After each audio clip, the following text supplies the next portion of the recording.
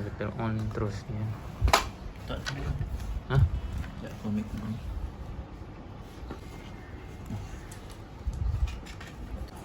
Oh, mouse dia kat tepi pad dia. Punya ni cabut lah tadi. Ni memang kat sini magnet ke apa ni?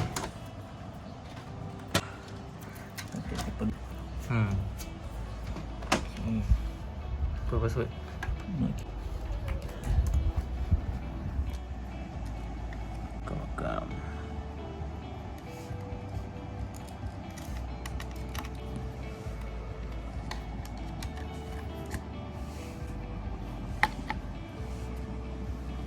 Bawah ke atas ni?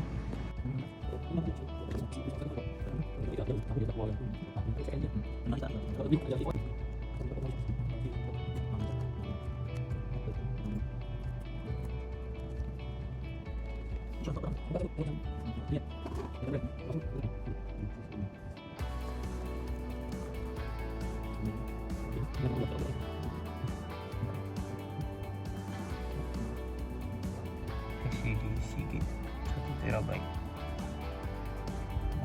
128MB SATA 3 ni lah kat atas.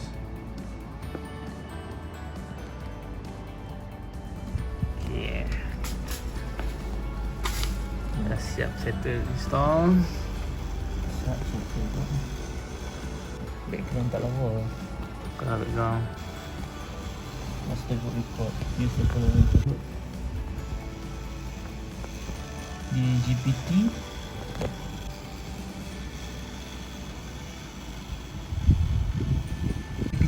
Google.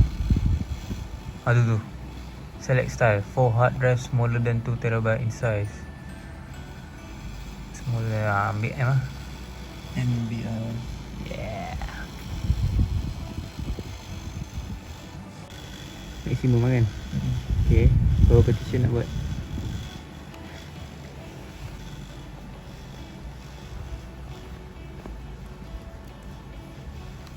Sakai sheet. Pakai sheet. Location style tu default enable file.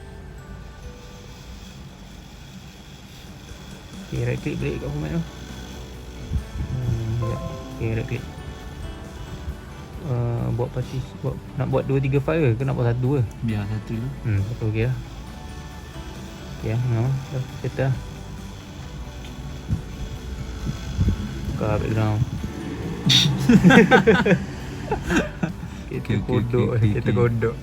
Yang tu je dia